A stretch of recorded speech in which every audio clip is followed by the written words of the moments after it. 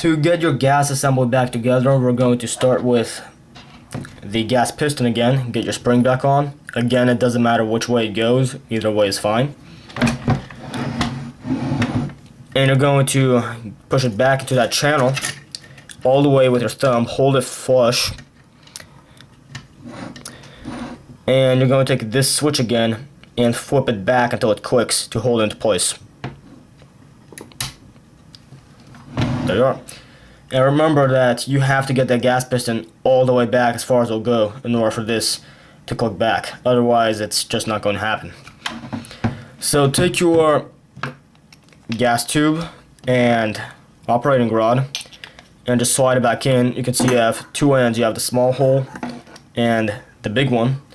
Slide it in from the big end, just all the way. And you can see it comes out partially from the rear. Push it back in so it's kind of even. The gas rod's not falling out either way, so you can fit it here onto its receiver. You're going to go from this end first, just kind of like a toilet paper roll, really. You can see this end here. I'm going to hook that right onto it. And then just lower the other end into place and give it a whack, and there you go. And now to keep this locked into position, go ahead and get that switch, flick it all the way back down again, and that's it. So we can go back to our action. Start out with the bolt and bolt carrier. You can see that the bolt has these two hooks on the end of it. These hooks will attach right there onto that. You can see it latches right on.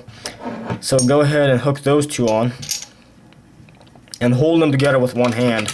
This can be a little tricky because it's hard to get center position right. Set this right there behind the action and then slide it all the way forward. And it will probably take you several tries. There you go. You're going to have to shake it back and forth a bit before it can settle in properly onto the guide rails. Go ahead and slide your bolt carrier all the way forward. And you can get your recoil spring. The recoil spring goes in curvy end first, straight end last.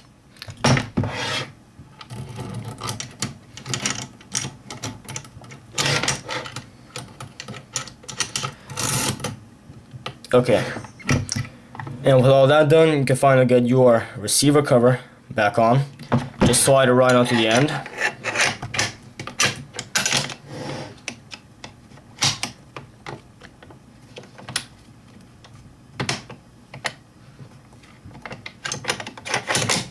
It's not going for me, as you can see. In this case, that reminds me, it's because of this. That was my mistake. If this is still forward or down or anything, you're not going to be able to get your receiver cover back on. You need to pull it out straight. That's what my problem was, just right there. Once you get that back out, you can see it closing on those rails.